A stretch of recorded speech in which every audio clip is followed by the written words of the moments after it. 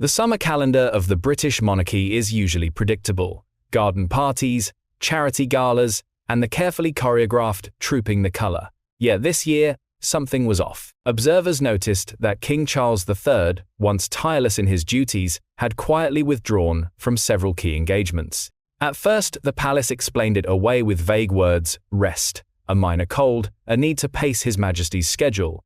But the explanations rang hollow. When the king missed both a state banquet at Buckingham Palace and a planned visit to Balmoral, whispers began to harden into suspicion. Those whispers found fertile ground in Britain's press. Columnists hinted at more than fatigue. A few bold voices began to use the word that had long been taboo in royal reporting: cancer. The rumors claimed that Charles had been undergoing secret treatments at night, shielded from cameras, driven in unmarked cars to specialist clinics. Courtiers refused to comment, but their silence only fueled the fire. In pubs across the country, ordinary Britons debated what was really happening behind the palace gates. Some remembered how Elizabeth II had concealed her own health struggles until the very end. Others speculated that history was repeating itself, but this time with higher stakes.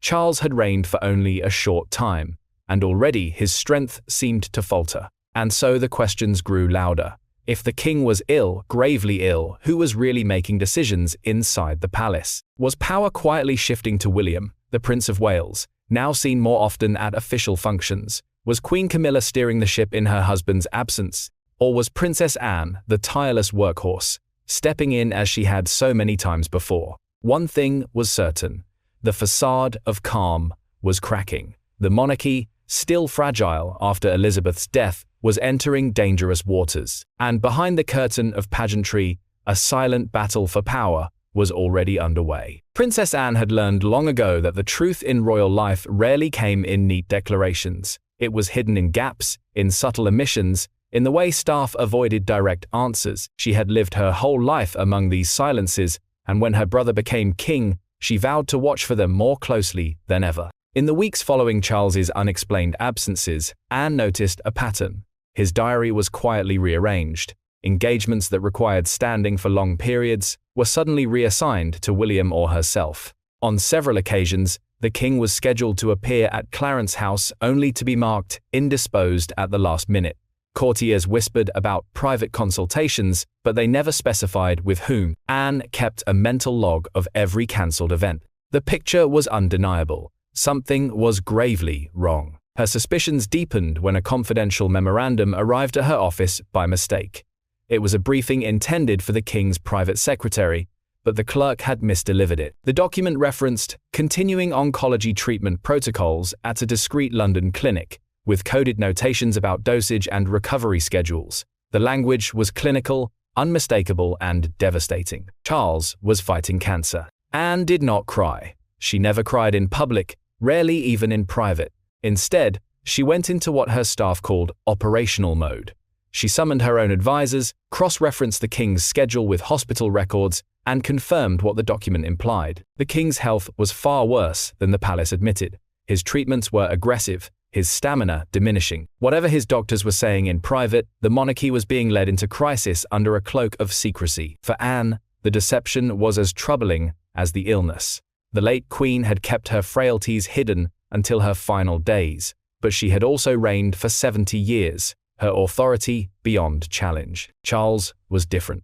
His reign was barely established, his popularity fragile, his household still divided. To conceal a serious illness at this moment risked not just sympathy but legitimacy. One evening, in the quiet of Windsor, Anne confronted her brother. She found him in a small study, pale, thinner than she remembered, sipping tea while scanning briefing papers. For a moment, he looked not like the king, but like the boy she had grown up with at Balmoral. "Why didn't you tell me?" she asked, her voice level but heavy. Charles sighed, his hand trembling as he set down the cup. "Because it is my duty to carry on. The people don't need another drama. They need stability." Anne shook her head. "What they need is honesty, and what this family needs is preparation. If you are weaker than you admit, others will move to fill the space. You may not like who claims it." Her warning was clear. Secrecy would not prevent a power struggle, it would ignite one. And already, she could sense the lines being drawn. William was stepping into more of his father's duties. Harry, thousands of miles away, would hear the rumors soon enough. and demand answers, and Camilla, ever determined to secure her position, was surely making her own arrangements. Anne left the room with a heavy heart, but also with resolve. If no one else was prepared to confront the truth, she would. The monarchy's survival had always depended on clear-eyed pragmatism, and in that moment, Princess Anne knew she was the only one willing to face the storm head-on. For Prince William, the truth arrived not as a single revelation, but as a slow accumulation of hints he could no longer ignore. At first, he trusted the official line. His father was simply pacing himself after a demanding year, but then came the sudden cancellations, the hushed consultations with physicians, and the whispered phrase among aides, ongoing treatments. By the time Princess Anne quietly confirmed to him what she had discovered, William already knew in his heart. His father was gravely ill. The Prince of Wales was not unprepared for the idea. Since childhood, he had been groomed for kingship. Yet preparation in theory was different from the reality staring him down now. Charles had reigned barely 2 years. The coronation pomp was still fresh in the public memory, and already discussions were beginning to circle behind closed doors about transition, regency, and succession. Advisors urged William to increase his public profile. Every cancelled appearance by the king was swiftly reassigned to him. He opened hospitals, laid wreaths, presided over investitures. To the outside world, he looked like a dutiful son shouldering more responsibility. But in private, William felt the weight of the crown pressing down before it even touched his head. Catherine noticed the toll. She had seen him late at night, pacing their study at Adelaide Cottage, papers spread across the desk, his face lined with worry. One evening, after returning from a public engagement, she touched his arm gently. "You have to prepare," she told him quietly. "Not because you want to, but because the country needs to see stability. If they sense weakness, others will exploit it." Her words echoed Anne's warning. A power vacuum would invite chaos. And chaos was already brewing. Reports reached William that Camilla had been meeting privately with a circle of senior courtiers. The Queen Consort was determined to ensure her influence endured, even if Charles could no longer reign actively. She argued that continuity required her steady presence. Some of her allies floated the idea that she should be entrusted with greater ceremonial authority if the king stepped back. To William, the notion was intolerable. The crown was his inheritance, his responsibility. Camilla was his father's wife, nothing more. Still, William hesitated. He loved his father and dreaded being seen as a usurper. Every instinct in him longed to protect Charles from the indignity of being pushed aside. Yet he also knew that indecision could prove fatal to the monarchy's credibility. He recalled his grandmother's words, spoken to him when he was still a boy. "Duty comes whether you are ready or not. The people must never see uncertainty." One night, in a rare moment of candor, William confided in an aide. "If I step forward too soon, they'll say I'm impatient, that I want him gone. If I wait too long, the crown looks weak. There's no right answer." The aide hesitated, then replied softly, "Perhaps the right answer is the one that saves the institution, not the family." It was a brutal truth, and William knew it. The monarchy had survived wars, abdications, and scandals by putting the crown above personal sentiment. Now, with his father's health failing, he would have to do the same. The heir apparent was no longer a title, it was becoming his reality. And as William prepared to take on more duties, the unspoken question loomed over every engagement, every handshake, every speech. Was he still the Prince of Wales, or had the first shadows of kingship already begun to fall upon him? In Montecito, the Duke of Sussex tried to live as far as possible from the drama of royal life. His days were filled with charity work, production meetings, and the ordinary routines of family life. But even in California, the palace's secrets had a way of reaching him. One morning, over coffee, Harry scrolled through a British paper on his phone and froze. The headline read, "King's mystery illness deepens, palace silent." At first, he dismissed it as the tabloids spinning shadows, but the reports grew more detailed. Charles missing multiple state functions, his appearances shortened, his public remarks less frequent. Then came whispers in diplomatic circles, relayed through friends in London, the word oncology. For Harry, the denial he had clung to began to crumble. The confirmation came in a way he hadn't expected. A discreet letter from Princess Anne arrived by courier, sealed with her cipher. Its contents were blunt, just like the woman herself. "Your father is gravely ill. Decisions are being made without you. If you want your voice to count, you must return." There was no sentiment, only urgency. Harry read the letter twice, then set it down heavily. His emotions were tangled: grief at the thought of losing his father, fury at being kept in the dark, suspicion that William and Camilla were already maneuvering in his absence. He thought back to the Queen's funeral, to the tight, cold exchanges with his brother, to the careful, stage-managed unity that fooled no one. Was he about to walk into the same charade again? Meghan found him pacing the room, fists clenched, expression hard. "What did she say?" she asked. Harry hesitated, then replied, "That it's worse than anyone knows, that William's already stepping in, that Camilla is circling." He laughed bitterly. "Of course they want me out of the way. I was never meant to be part of the future." Yet even as he spoke, doubt gnawed at him. He remembered Charles's softer moments, a hand on his shoulder, quiet words about duty, rare glimpses of fatherly warmth. For all the resentment and distance, he did not want to imagine a world without his father in it. And if the monarchy was truly entering a crisis, could he live with himself if he ignored Anne's plea? Harry confided in a close friend in California. "If I go back, they'll accuse me of meddling. If I stay away, they'll say I abandoned him. Either way, I lose." The friend asked simply, "What would your mother want you to do?" That night, Harry lay awake, staring at the ceiling. He thought of Diana, of her insistence that her sons should stand together, of her warnings about secrecy and ambition inside the palace. Slowly, he realized the truth. The decision was not about public opinion, not even about reconciliation. It was about conscience. 2 days later, his staff quietly rearranged his schedule. A private flight was chartered. No public announcement was made. To the outside world, Harry was traveling for charity. In reality, he was heading back into the storm he had vowed to escape. As the plane lifted off the California runway, he whispered to himself, "If they want me out, they'll have to tell me to my face. I won't let them erase me from this family's future." The jet turned eastward across the night sky, carrying with it not just a prince estranged, but a son torn between resentment, duty, and the fragile hope of making his presence matter before it was too late. At Clarence House, Queen Camilla moved through the gilded rooms, with the grace of someone long accustomed to whispers. She had survived decades of vilification, endured being branded an interloper, and finally stood beside Charles as queen consort. Yet now, with her husband's health faltering, she sensed the old hostility returning sharper, more dangerous than before. In public, she played the dutiful partner, attending engagements with a practiced smile, offering reassuring words about Charles's need to rest. But behind closed doors, she was already maneuvering. Camilla understood better than anyone that power abhors a vacuum.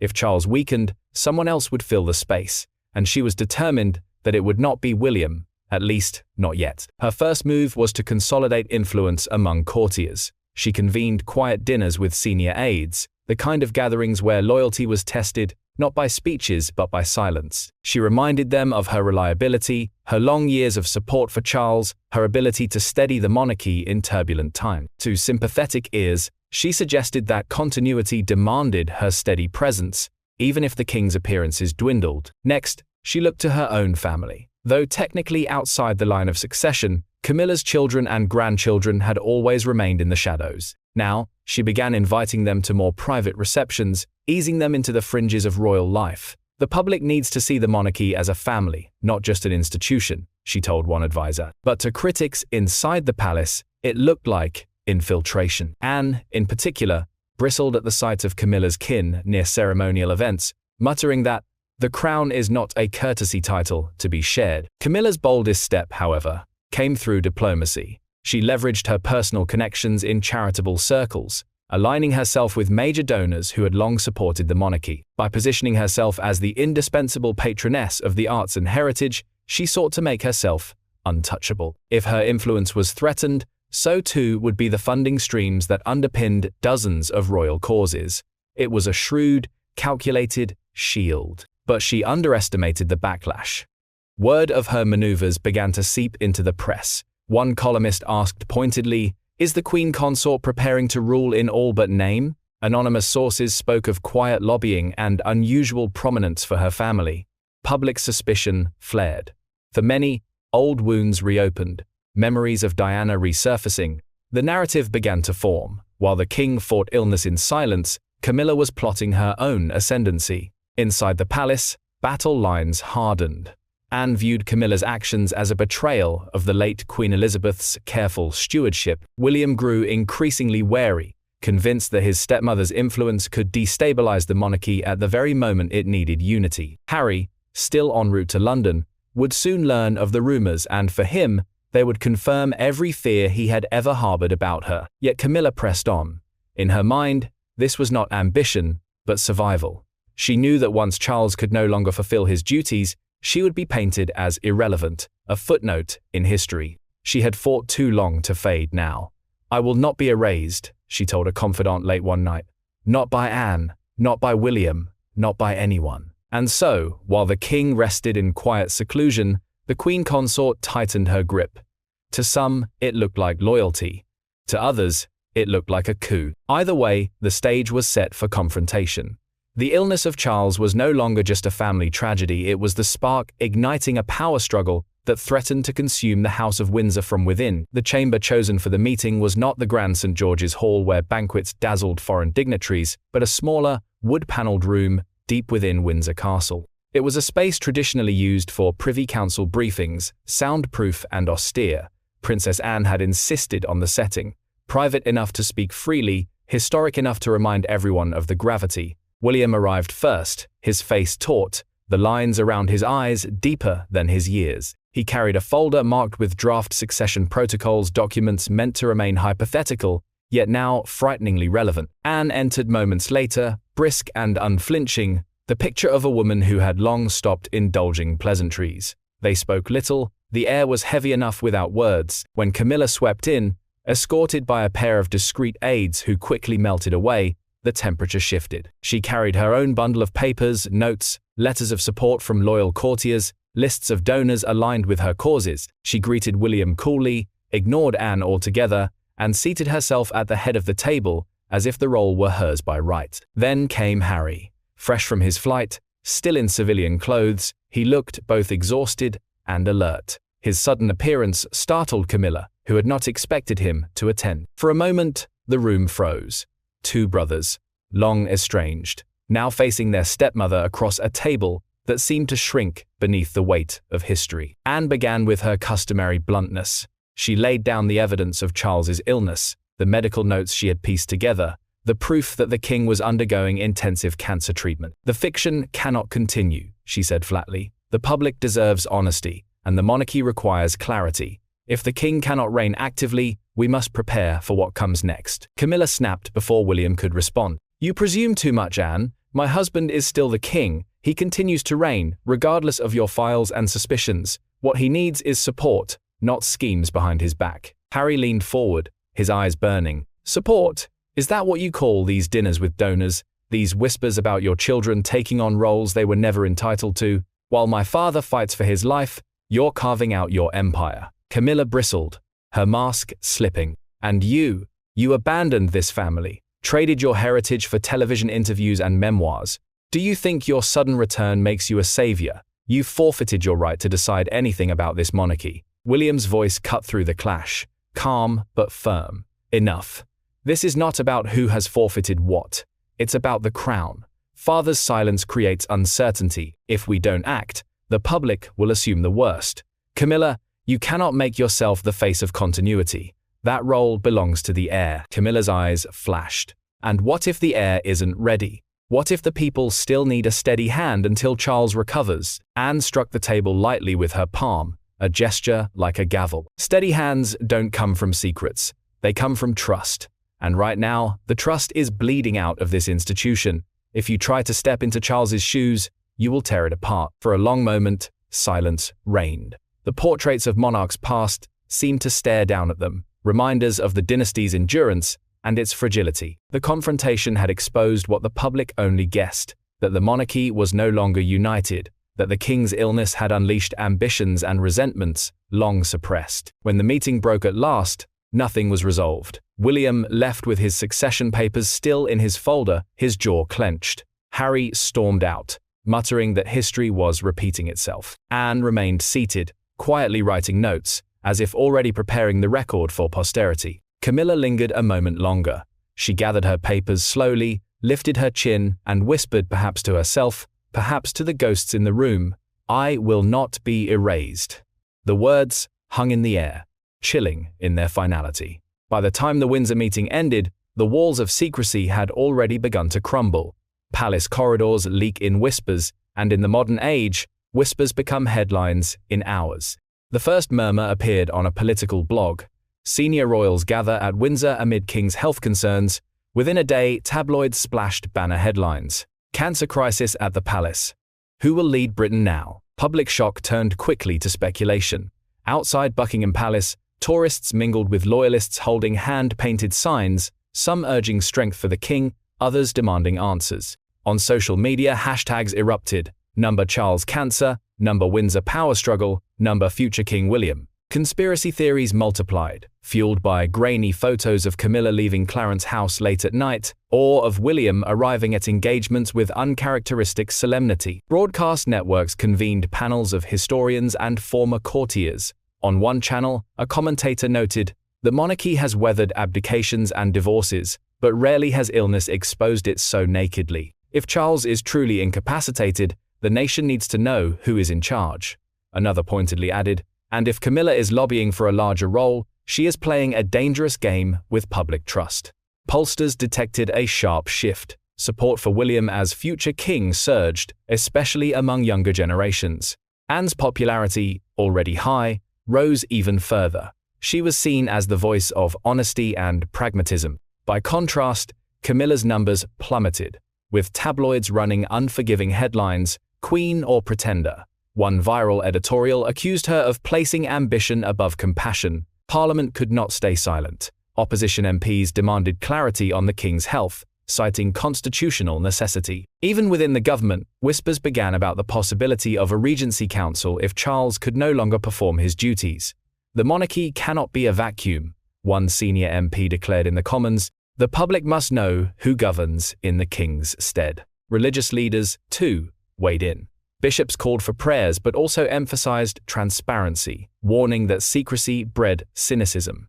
Abroad, Commonwealth realms voiced concern. In Canada and Australia, Republican politicians seized the moment to question the relevance of a monarchy seemingly consumed by internal strife. The people themselves were divided.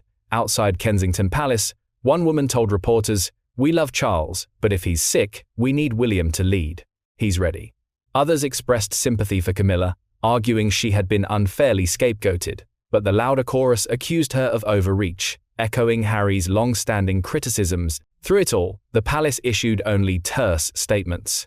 His Majesty continues to rest and remains fully engaged with state matters, but the vagueness only fed the storm. Each day, Charles remained unseen. Speculation grew wilder.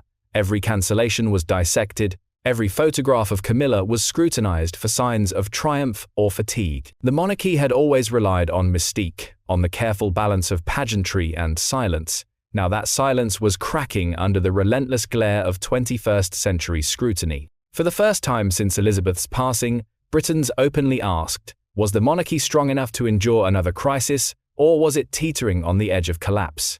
The autumn sun slanted low over Buckingham Palace when King Charles finally appeared in public. It was a fleeting glimpse, a frail figure stepping from a car, waving briefly to cameras, then disappearing inside for a meeting with advisors. He looked thinner, his complexion pale, his smile forced. There was no speech, no explanation, only the image. A monarch diminished. Within minutes, television networks replayed the footage in loops, commentators analyzing every detail, every tremor of his hand. For many, the sight confirmed what had long been whispered. The king was fighting something far graver than the palace admitted. Official statements continued to insist he remained fully engaged in his duties, yet the evidence spoke otherwise. Behind the gilded walls, uncertainty thickened. William returned to his family at Adelaide Cottage, carrying folders marked Succession Protocol and Regency Options. He knew that soon he might have to step forward in a role neither he nor the nation expected so soon. The thought weighed on him not as triumph, but as burden. He could almost feel the crown hovering above him, heavy, inevitable. Harry, meanwhile, lingered in Britain longer than planned. The confrontation at Windsor had shaken him, but it had also rekindled something, a fragile connection to the institution he had tried to leave behind. He visited charities quietly, avoided the cameras, and spoke only to those he trusted. In private, he admitted to Meghan on the phone, "Whatever happens now, I need to know I didn't stand by and let them rewrite everything." Anne kept to her routine, but her influence grew silently. She wrote detailed notes of the Windsor meeting, placed them in sealed envelopes, and filed them with trusted courtiers. If history demanded evidence, she would ensure it was preserved. To friends, she dismissed the drama with characteristic brusqueness, yet her actions revealed the truth. She understood the monarchy was in the fight of its life. And Camilla? She moved carefully, her steps quieter now, her words more measured. The backlash from the press had rattled even her. Still, she refused to retreat. She maintained her circle of loyalists, continued her patronages, and reminded anyone who would listen, "I have been at his side for decades. I will not leave now." To some, it sounded like loyalty. To others, like defiance. Beyond the palace gates, Britain carried on. Commuters on the underground, children in playgrounds, debates in parliament. But under the surface, uncertainty spread. Was the monarchy strong enough to weather another health crisis, another struggle for control, or was this the beginning of the end of an institution that had defined the nation for centuries? No one could say. The only certainty was that history had entered a dangerous new chapter. The king's illness was no longer just a private matter of health, it was the axis around which the future of the crown now turned. And as night fell over London, the palace windows glowed softly, concealing secrets the world was desperate to uncover. Inside, every figure in the royal family knew that time was no longer on their side. The battle for the monarchy's future had begun, and the ending had yet to be written.